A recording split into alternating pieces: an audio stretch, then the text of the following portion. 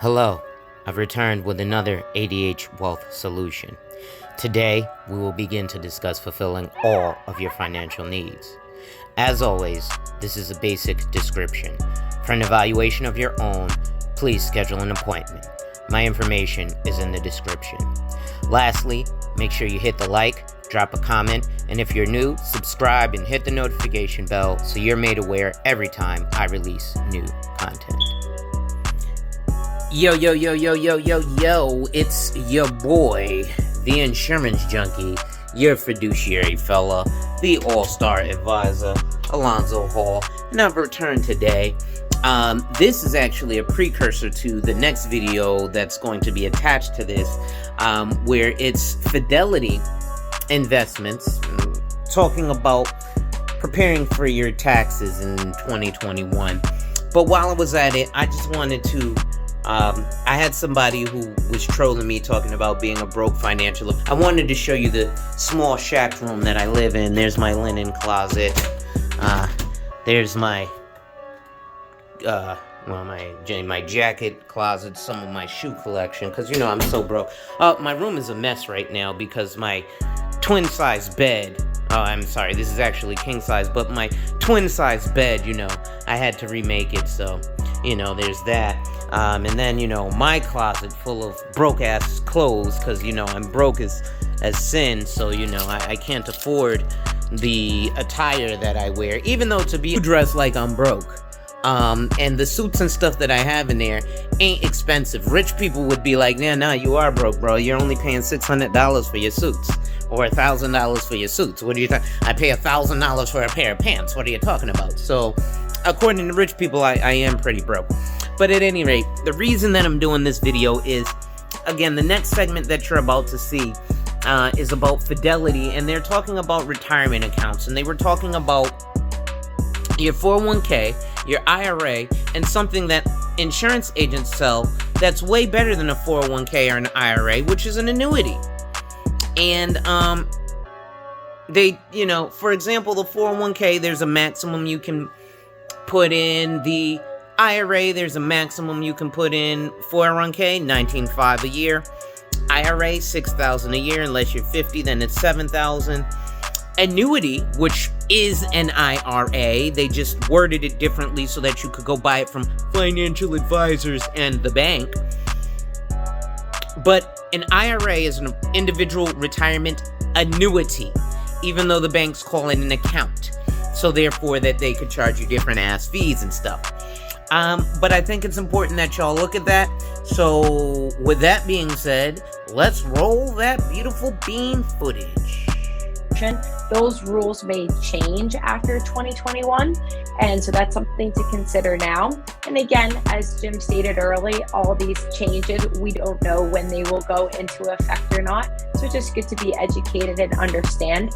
The last way to maximize this would be after you contribute and able to max out your 401k, if you can contribute to your IRA if eligible. Other ways to have some tax advantages, although this doesn't help from writing off from a pre-tax standpoint, would be to have a tax-deferred annuity.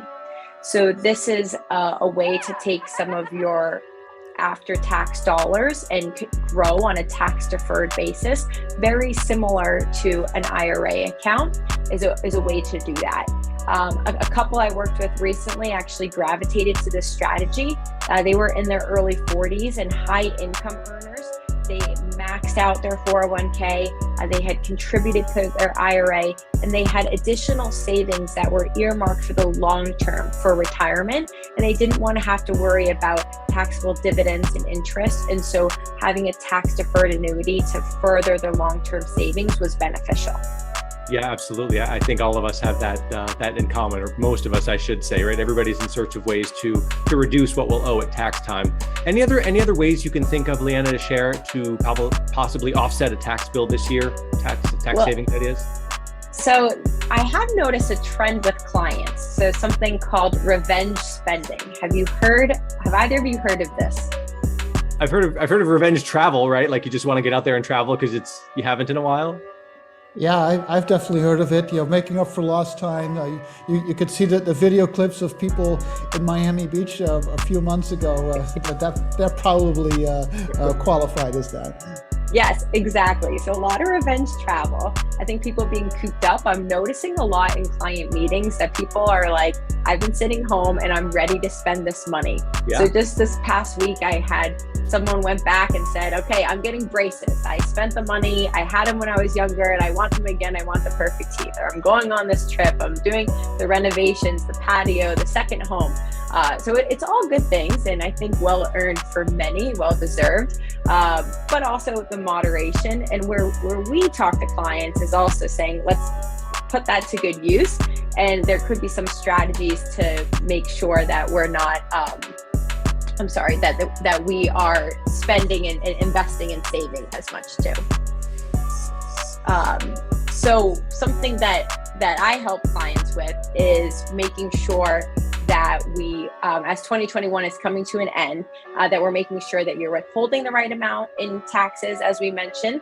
I learned this the hard way. So sometimes what our paycheck shows may not be, what we're withholding, it may not be enough. So using the IRS to make sure that we're doing that as well. Hey, Leanna, one sec. I think we jumped a slide. Let's see if we can go back a slide. Yeah, there it is. That's the one. There we go. Okay, that's what Perfect. I thought. Yuri, and I thought I might have missed a slide there. So big thing. So outside of the revenge spending, what can we do year end? So first is to make sure we're withholding enough. And so we can use the IRS to show that. This web site helps, irs.gov/paycheck-checkup will help do that.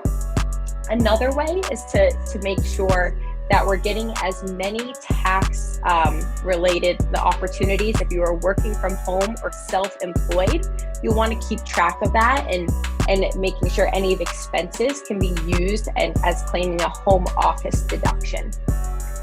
Another way that we help when it comes to your investable money, your investment accounts. If you have investments that have lost value this year, you may want to consider tax loss harvesting. So this is a mechanism that reduces your tax liability because essentially it nets your gains against your losses. So it really allows you to sell investments that are down and replace them with reasonably similar investments. And so the end result is that less money goes to taxes and more stays invested and staying working for you. So you can work with someone at Fidelity if you're curious about how you can tax loss harvest and potentially save more on your taxes. That's great. And I know you've also got a little checklist for us for our 2021 taxes that I want to get to in just a minute, Leanna. But first, Yuri, I want to come back to something you said just a moment ago. This idea, that a lot of folks are worried that, again, if we raise taxes on corporations, it'll have a negative ripple effect on the economy as a whole. Maybe companies charge more for goods and services, lay people off, their stock prices could be affected, which then, affects the markets potentially. The story can go on and on. I'd love it if you could talk a little bit about that through the lens of our current earnings season, which you also mentioned a moment ago. It's that time of the year when companies are telling us how well they did over the past few months. Yeah, so earnings season for the third quarter is in full swing, and so far the numbers have been very, very good.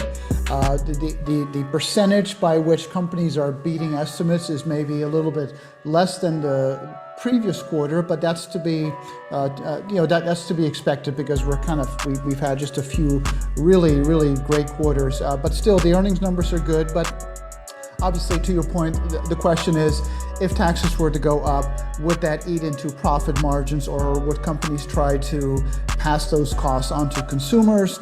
And that, of course, depends on economic growth. And actually, the inflation question, I know we're talking about taxes, not inflation, but we've covered inflation many other times.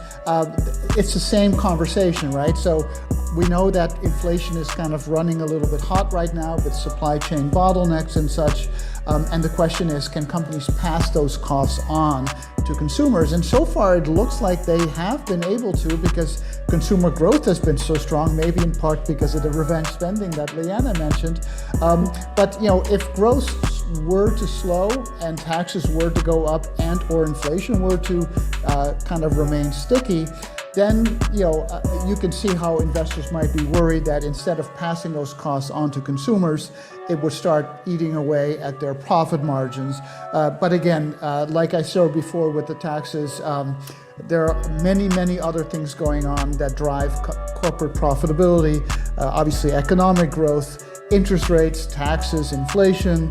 But what we see here, in those light blue bars is that earnings are just absolutely on fire. The recovery has been just spectacular. We're 18 months past the lockdown and earnings are well above where they started before COVID. And you can see that in the dark blue lines, dividends, remain very steady. Even share buybacks have come back. So the share of earnings that are being kind of quote unquote returned to investors via buybacks and dividends is about 75%, which is a very healthy number. And so the fundamentals remain very, very positive for company earnings and therefore for the overall market. And hearing you loud and clear, keep any tax headlines well in perspective when you're thinking about your own decisions. So Leanna, with the minute or so we have left, I know you have a quick checklist. Nobody wants to leave money on the table at tax time, right? So what are the handful of things that you think we should be considering? So I'd say first, if you're missing any payments or waiting on a refund, stimulus, or reimbursement for any overpaid taxes or unemployment income, you can check the status of your return with the IRS.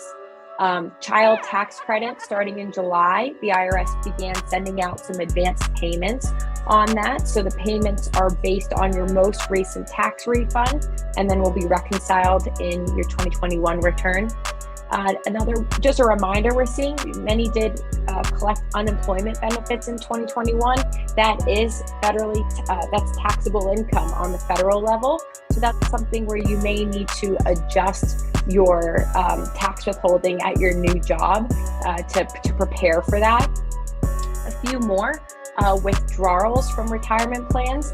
If you took any COVID-related withdrawals from your retirement plan, the 10% penalty for early withdrawal was waived, and you were given 3 years to pay that back. That tax could be spread over 3 years, the taxes, not the penalty. But for many now, if you have savings and you can pay it back, that's something to explore with your financial professional because, again, it grows on a tax-deferred basis and helps that retirement. And last one, required minimum distributions. Congress allowed people over age 72 to suspend taking their RMDs in 2020 as part of COVID-19 relief. But in 2021, they are back on. So for clients where that may have been suspended or paused, you want to make sure that it's back on and that you take it by year end. We help our clients with those strategies of when and how to take it. If it's needed or not, these are areas that we can talk through.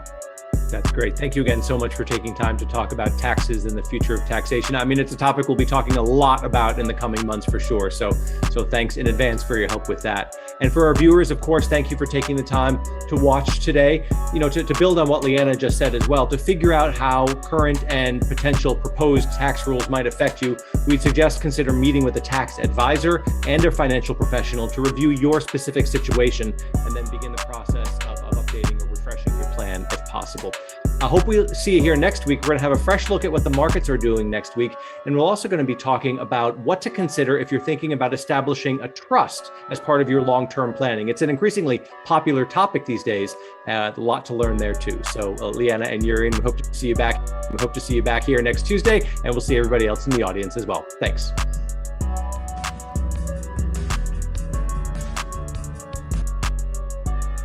Interested in having an evaluation? Find my contact info in the description and schedule a consult to explore your options. Have a financial question but don't know who to ask?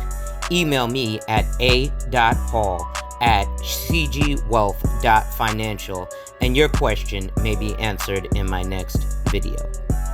Security products are subject to investment risks, including possible loss of principal. Before investing, carefully consider the investment objectives, risks, limitations, charges, and expenses of the product and any underlying investment options. This information can be found in the product and investment option prospectuses. Copies are available from your registered representative.